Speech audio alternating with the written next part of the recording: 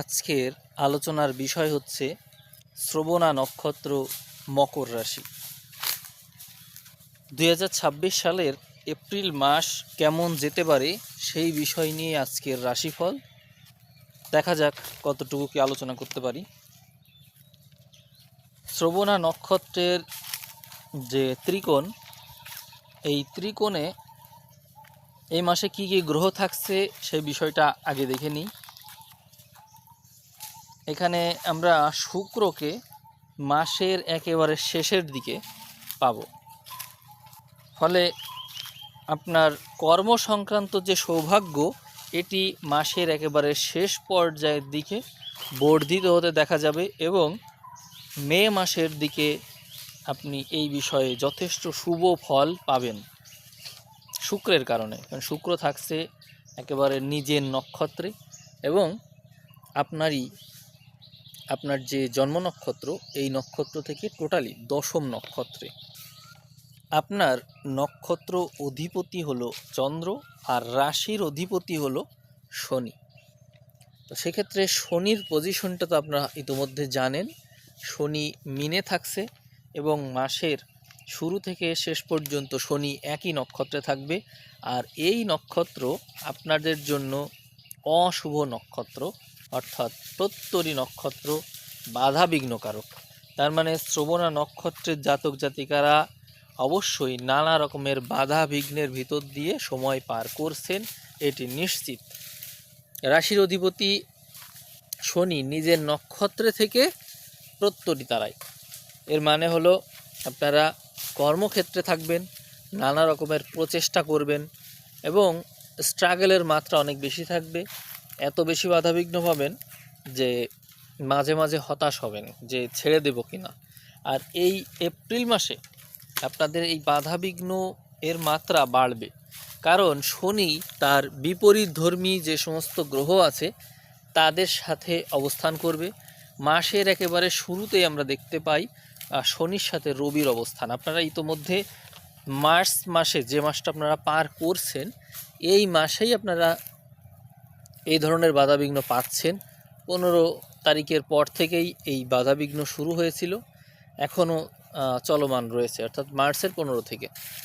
এখন এপ্রিলে এসে দেখা যায় শুরু থেকেই এই বাধাবিঘ্ন উপস্থিত আছে এবং এর পরে মঙ্গলও এই নক্ষত্রে আসবে। 5-7 তারিখের পর থেকেই দেখা যাবে যে মঙ্গল শনির সাথে একই নক্ষত্রে একই সাথে অবস্থান করছে, ফলে এই ঝামেলার মাত্রাটা বাড়ছে। তবে যেহেতু তা আপনার প্রচেষ্টার ঘর, এই কারণে আপনার যে অ্যানালিটিক্যাল অ্যাবিলিটি আছে এই জায়গাটার কারণে আপনি ভালো করতে পারবেন যদি আপনার এই ক্ষেত্রটা ভালো থাকে। যেমন কেউ ডিজাইন সংক্রান্ত বিষয়ে ভালো করে, কেউ অ্যানালিটিক্যাল বিষয়ে ভালো করে, কেউ ম্যাথমেটিক্যাল বিষয়ে ভালো করে। অর্থাৎ যেখানে কোনো কাজ অনেক বেশি ক্যালকুলেশনের মাধ্যমে করতে হয়, অর্থাৎ অ্যানালাইসিস প্রয়োজন আছে, সেরকম ক্ষেত্রে আপনি অবশ্যই ভালো করবেন, এটি এখান থেকে নিশ্চিতভাবে বোঝা যাচ্ছে।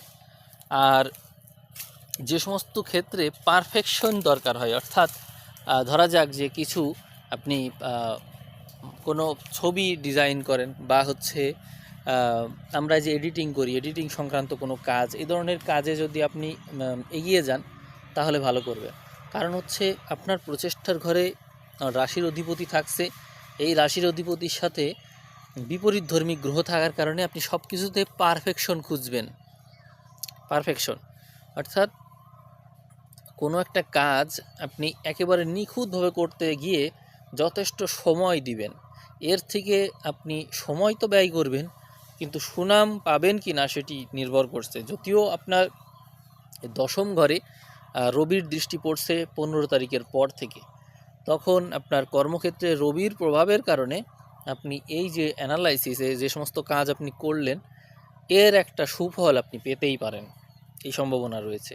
আমরা ষষ্ঠ ঘরে বৃহস্পতিকে পেয়ে যাচ্ছি, তৃতীয় পতি ষষ্ঠে থাকার মানে হচ্ছে চাকরি বাকরির যোগটা ভালো আছে, তবে স্ট্রাগলের মাত্রাটা বেশি। অর্থাৎ আপনি যে চাকরিতেই থাকুন না কেন আপনি অবশ্যই স্ট্রাগল করছেন এই সময়ে, এই বিষয়টা কিন্তু একেবারে নিশ্চিতভাবে বলা যায়। আপনারা নিজেরাই ভালো বুঝবেন, আমি যে বিষয়টা ইঙ্গিত দিচ্ছি আপনারা বুঝবেন। এক একজনের জীবন তো এক এক রকম, কিন্তু স্ট্রাগল আছে, এইটা নিয়ে কোনো সন্দেহ নেই। আমরা যারা গতদিন যে আমি হস্তা নক্ষত্র দিলাম, জানি না আপনারা হস্তা নক্ষত্রের বিষয়ে কিছু শুনেছেন কি না। হস্তা নক্ষত্রের যে দশা, তার সাথে কিন্তু আপনাদের দশা মিলে যায়। কারণ হচ্ছে ওদেরও চন্দ্র দিয়ে জীবন শুরু, আপনাদেরও চন্দ্র দিয়ে জীবন শুরু। তো আমি সেখানে বলছিলাম হস্তা নক্ষত্রের জীবন সম্পর্কে, যে দশার ক্ষেত্রে দেখা যায় যে যাদের জীবন চন্দ্র দশা দিয়ে শুরু হয় তাদের মধ্যে বিক্ষিপ্ততা বেশি থাকে, চন্দ্রের ক্ষেত্রে বিক্ষিপ্ততা আসে। কিন্তু আপনাদের রাশির অধিপতি শনি হওয়ার কারণে উল্টোটা আসছে, অর্থাৎ এক রয়েছে বিক্ষিপ্ততা আর এক রয়েছে জড়তা বিক্ষিপ্ততা চঞ্চলতা, এই দুই মিশ্রণে এক এক সময় আপনাদের এক এক রকম আচরণ করতে হয়, মুড খুব বেশি সুইং করে। তো সেই ক্ষেত্রে এই চন্দ্র এক এক সময় এক এক জায়গায় থাকবে, তার উপর ভিত্তি করে তো আর রাশিফল বলা যায় না। সেক্ষেত্রে আপনাদের পুরো মাসের রাশিফলে শনির অবস্থানকে গুরুত্ব দিতেই হয়। শনিকে আমরা যে ঘরটাই পাচ্ছি সেখানে বিপরীতধর্মী গ্রহের কারণে আপনার জীবনে দুঃখ কষ্টের মাত্রা বেশি থাকছে। আর চন্দ্রকে একটু যদি আমরা তারপরও দেখি, আমি কয়েকটা দিন যদি আমি পারি, একটু চেষ্টা করছি সাবধান যদি করা যায়। চন্দ্র যদি রাহু, শনি বা কেতু এর নক্ষত্রে থাকে তাহলে চন্দ্র আপনাদেরকে একটু নেগেটিভ ফল দেবে। যেমন এখানে আমি একটা দিন পেয়েছি 14 তারিখ। 14 তারিখে চন্দ্র থাকবে রাহুর নক্ষত্রে, রাহুর সাথেই, এবং এই তারাটা আপনাদের জন্য বিপদ তারা। আমি জাস্ট একটা দিন বললাম 14 তারিখ, আপনারা একটু দেখবেন তো এই দিনটা আপনাদের সাথে মেলে কি না, মানে রাশিফলে মেলে কিনা। যদি মেলে আপনারা বলবেন, মানে 14 তারিখ আপনাদের ভালো যাবে না। যদি ঠিক হয় তাহলে আপনারা কমেন্ট করবেন, তাহলে আমি পরবর্তীতে চন্দ্রভিত্তিক আলোচনাও করার চেষ্টা করব। 15 তারিখের পর থেকে রবি একটা নেতিবাচক নক্ষত্র অবস্থান করবে, সেটি হচ্ছে বদ তারা। 25 তারিখ পর্যন্ত মোটামুটি থাকবে। তো সেক্ষেত্রে আপনারা বাধা পেতে পারেন, কারণ এই একই তারায় কেতু অবস্থান করবে। রবি আর কেতু একই তারায়, বদ তারায়। এই জন্য 15 তারিখের পর থেকে আপনাদের জন্য 25 তারিখ পর্যন্ত স্বাস্থ্য বিষয়ে, আয়ু বিষয়ে বেশ সাবধানতা অবলম্বন করতে হবে। এক্ষেত্রে আপনাদের জন্য লাইফ রিস্ক হতে পারে, এরকম ঘটনা আপনাদের সামনে চলে আসতে পারে। অতএব একটু সাবধান থাকুন এই সময়টাই। আর মঙ্গল এই মকরে, আপনারা জানেন মঙ্গল তুঙ্গি হয়, যার কারণে মকরে যে গ্রহটা প্রচেষ্টার ক্ষেত্রে বড় ধরনের ভূমিকা রাখে মঙ্গল, সেই গ্রহটা প্রচেষ্টার ঘরেই থাকছে, রাশি থেকে প্রচেষ্টার ঘরেই থাকছে এই মাসে। এবং যে তারাতে থাকছে মঙ্গল, তা হলো সাধক তারা। হ্যাঁ, সাধক তারাতে থাকছে মঙ্গল। একেবারে মাসের শুরুতে যখন আমরা দেখছি তখন মঙ্গল নেগেটিভিটিতে শুরু করবে, অর্থাৎ প্রত্যয় দিতে শুরু করবে, নানা রকমের বাধা বিঘ্ন তৈরি করবে। আপনি কোনো কাজ শুরু করতে গেলে দেখবেন কেউ না কেউ আপনাকে বাধা দেবে। এই বাধা বিঘ্ন পার করে মাসের একেবারে এই যে 25 তারিখের পর থেকে মঙ্গলের পজিশনটা ভালো হচ্ছে শুক্রের পজিশন। অর্থাৎ আমি বুঝতে পারছি এখান থেকে, আপনারাও বুঝতে পেরেছেন আশা করি। মে মাস থেকে আপনাদের সময় ভালো, কিন্তু এই ভালোটা শুরু হচ্ছে এপ্রিলের শেষ থেকে। আর আপনাদের জন্য অত্যন্ত বিপজ্জনক টাইম যেটি থাকছে। আপনি যে কাজই করুন না কেন, সেই কাজের ক্ষেত্রে আপনাকে অবশ্যই সবার আগে নিজের সেফটিকে আগে গুরুত্ব দিতে হবে। বিপদ আপদের মাত্রা কিন্তু বেশি আছে, এবং এই বিপদ আপদটা যে কোনো ক্ষেত্র থেকে আসতে পারে। সাধারণত যারা নিজের প্রচেষ্টায় কোনো কিছু করেন তাদের জন্য বিপদ। ধরা যাক বন্ধু ক্ষেত্র থেকে বিপদ, বন্ধু থেকে কাউকে ধার দিলেন, দিয়ে বিপদে পড়লেন, বা হচ্ছে যানবাহন যারা চালান তাদের বিপদ হতে পারে, আবার যারা হাতের কাজ করেন তাদের বিপদ হতে পারে। এরকম নানান দিক থেকে বিপদ আপদের সম্ভাবনা আছে। চলাচলের ক্ষেত্রে সাবধান থাকুন। টাইমটা বললাম 15 তারিখের পর থেকে 25 তারিখ পর্যন্ত, এই যে 10টা দিন খুব সাবধান থাকুন। আপনাদের জন্য এই টাইমটাই আমি রেড মার্ক করলাম। আর অনেকেই প্রাপ্তিযোগ সম্পর্কে জানতে চাই। প্রাপ্তিযোগের ঘরে আমরা গ্রহ অবস্থান এই মাসে পাচ্ছি, সেটি হচ্ছে একটা হচ্ছে সম্পদের ঘরে থাকছে রাহু, এবং রাহু পুরো মাস জুড়ে না, শুধু পুরো প্রায় বছর জুড়েই থাকছে রাহু। তো যাই হোক, রাহু যে নক্ষত্রে থাকছে সেটি আপনাদের জন্য কোনো শুভ নক্ষত্র না। রাহু হচ্ছে বিপদ তারায় অবস্থান করবে, যার কারণে সম্পদের ঘরে বসেও বিপদ তারায় অবস্থান, সম্পদ সংক্রান্ত বিষয় নিয়ে ঝামেলায় আছেন, অর্থাৎ সম্পত্তিই বিপদের কারণ হতে পারে। আপনার সম্পত্তি অন্য কেউ দখল করে রেখেছে বা অন্য কারোর হাতে আছে, বা আপনি পাচ্ছেন না, বা তার থেকে আপনারও বিপদ হচ্ছে, এরকম নানান কিছু হতে পারে, এই সম্ভাবনা আছে। আর প্রাপ্তিযোগের ঘরের দিকে একটু তাকাবো।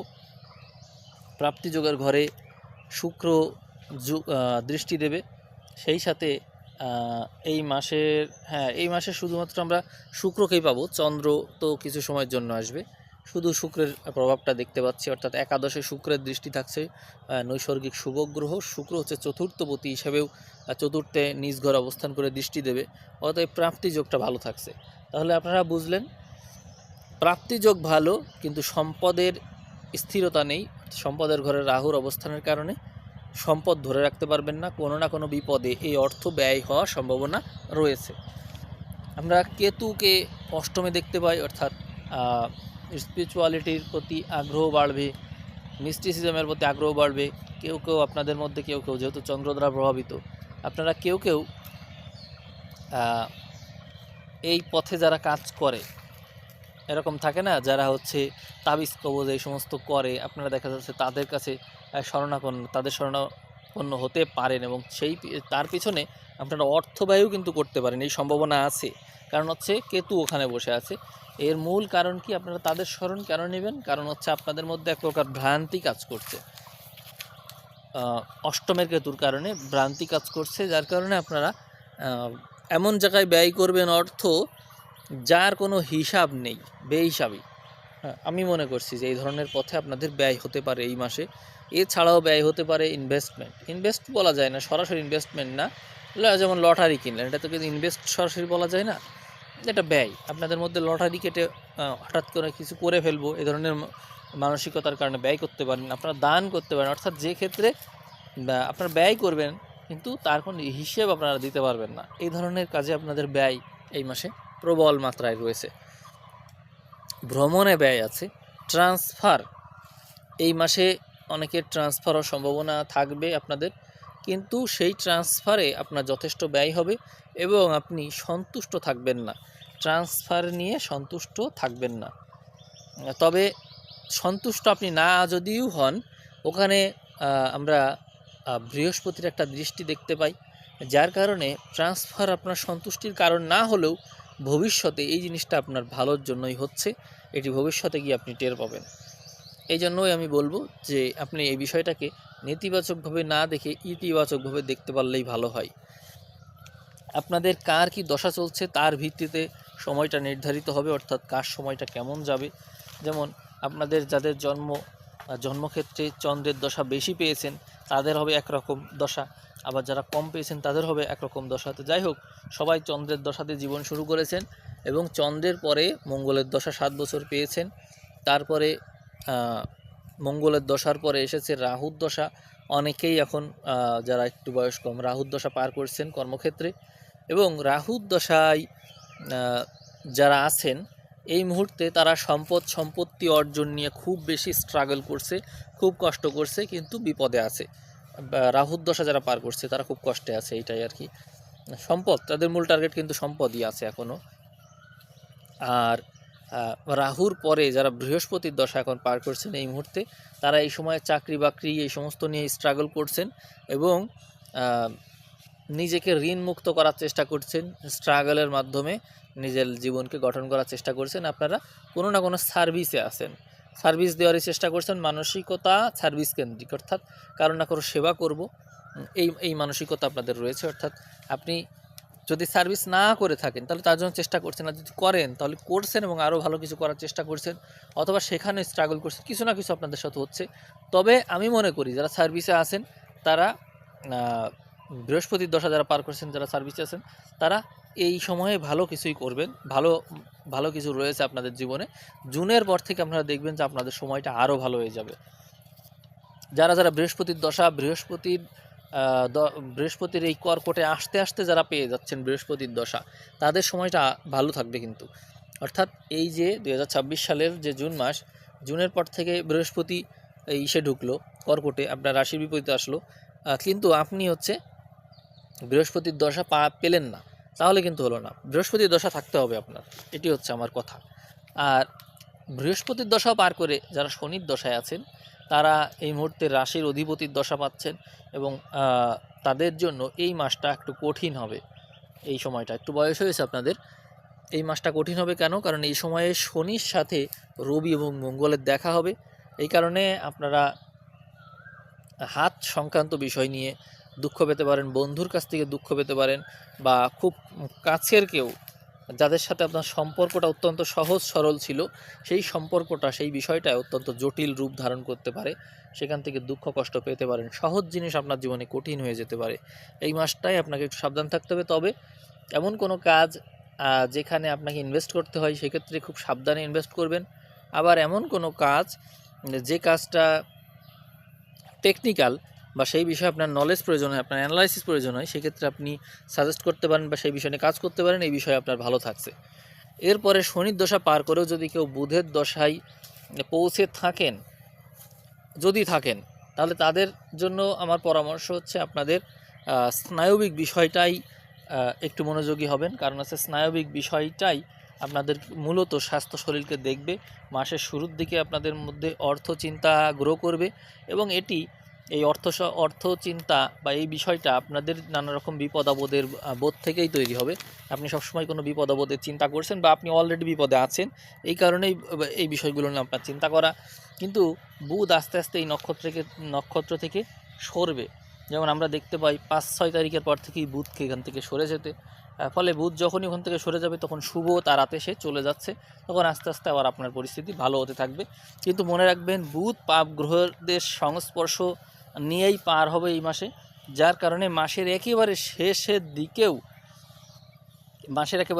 দিকে গিয়েও আপনার এই পুরোই ছাড়বে না, অর্থাৎ মনোবল আত্মবল কিছুটা বাড়তে পারে, কিন্তু স্ট্রাগল ছাড়বে না আপনার পিছু।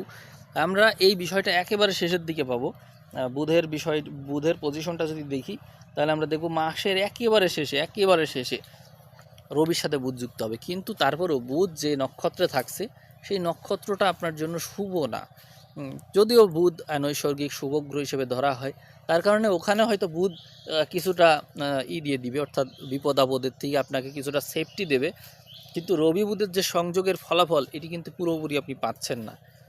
আপনাকে এই বিষয়ে সাবধান থাকতে হবে। অর্থাৎ মূল কথা হচ্ছে আপনার শরীর স্বাস্থ্য এই মাসে একটু বিপদে পড়তে পারে। আমি যে আগেই বলছিলাম 15 থেকে 25 এই টাইমটা আপনি খুব সাবধান থাকবেন। যারা বুধের দশা পার করছেন তাদের জন্য কিন্তু বেশ রিস্ক থাকছে। তো ভিডিও বেশ বড় হলো, ভিডিওর ভিউ যদি 5000 ক্রস করে, আপনাদের প্রশ্নের ভিত্তিতে আমি আবারও ভিডিও দেওয়ার চেষ্টা করব, কোনো বেসিক ভিডিও দিতে পারি, এরকম ইচ্ছা আমার আছে। আপনারা সবাই ভালো থাকবেন। আপনাদের কোনো কথা থাকলে কমেন্ট করে জানাবেন। সবাই ভালো থাকুন, সবাইকে অসংখ্য ধন্যবাদ।